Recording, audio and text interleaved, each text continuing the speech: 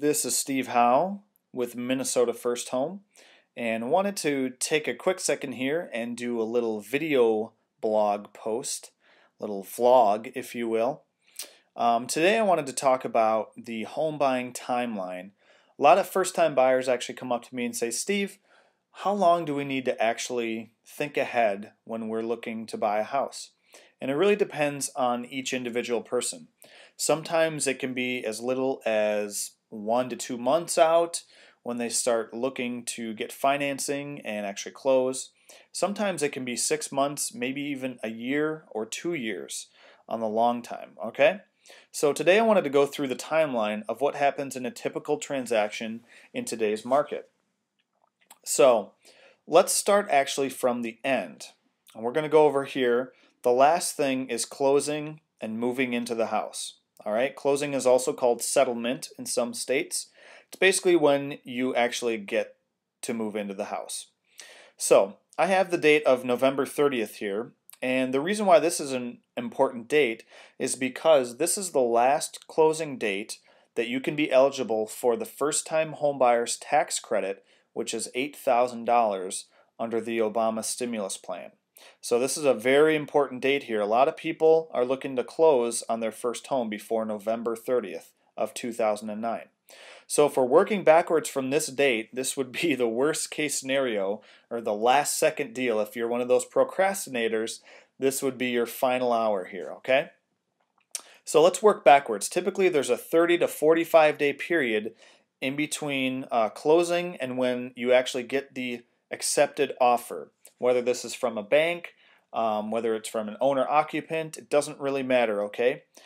So you get the accepted offer. There's a 30 to 45 day window, which is why we back up to October 16th, all right? We've got about a month and a half period in here where loan processing takes place, title work takes place, you get utilities transferred over, all those types of things get sorted out in this period. All right, so let's work backwards from this mid-October date. Let's say a week before is when you actually made the offer, and in between this time here, this is when you're going to negotiate. All right, so maybe the seller wants you to pay, or wants to pay less in closing costs. Maybe they want to change the date of closing. Maybe they want a higher price. There's a lot of things in the contract that you can negotiate, and that's what your real estate agent is going to help you with in this sometimes week-long period here. What we're going to do from the October 9th date is we're going to work backwards 3 days before. That's when you actually found the house and you actually checked up on the comparable sales, did your due diligence, see if there were any liens on the property, things like that, check property taxes and everything. So there's usually, a couple days in between from when you see the house to when you actually make your offer. Okay? Now let's work backwards from October 6th. Let's say that you're a pretty fast shopper and that you've been showing homes for only about 2 weeks. Now this is probably a little bit faster than most people move, but realizing we're under the gun of November 30th here, we're just going to say that you've been showing homes, you've been actually touring them in person for a couple weeks. This could be maybe 10 to 15 homes, upwards 20 to 30 if you're really going at it hard, okay? So this is a 2-week period until you find the right one. Then we're working backwards from September 22nd to September 15th. All right, and this week period here is where you actually have a search set up for you and you're looking through these homes online.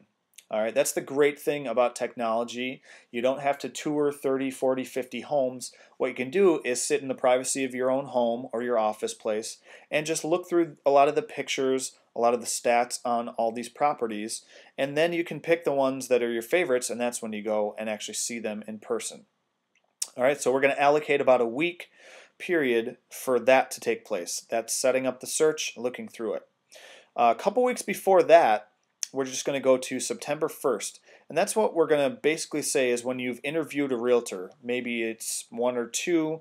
Maybe your friends or family have somebody they've worked with. Maybe you went to a seminar and found somebody through a seminar or a class.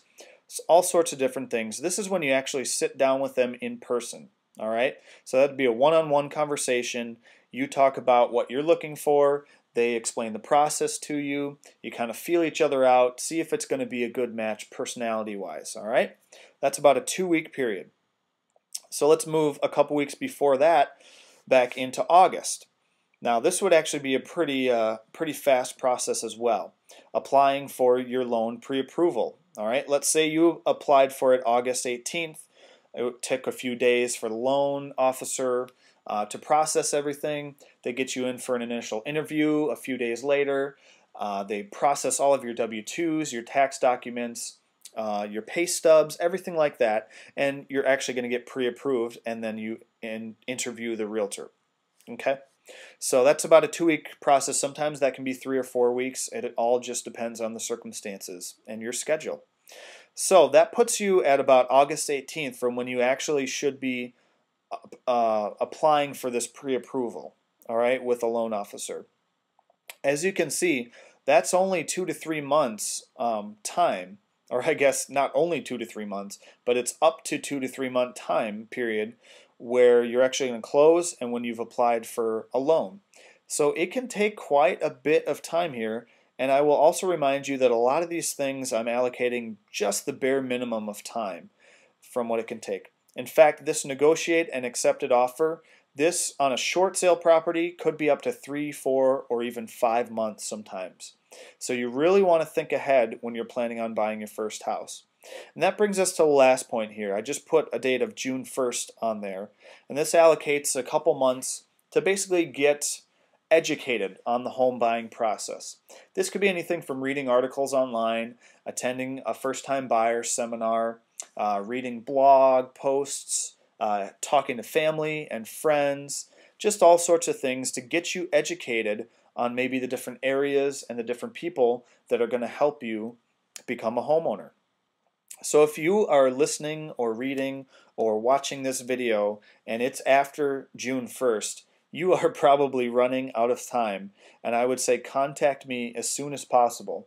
You'll want to get to one of our first-time buyer classes. We hold them every month, and if you can't attend one of those, then we would be happy to sit down with you individually, go over your circumstances, your timeline individually, and just see what is going to work out for all parties best. All right? So this is the home buying timeline for you. If you have any questions, please email me. Just go to the contact page up there on the menu and fill out your information. I'll get back to you probably within a couple hours, and we will get you going. So thank you guys so much for reading the blog on Minnesota First Home. Again, this is Steve Howe signing off. We'll see you guys later.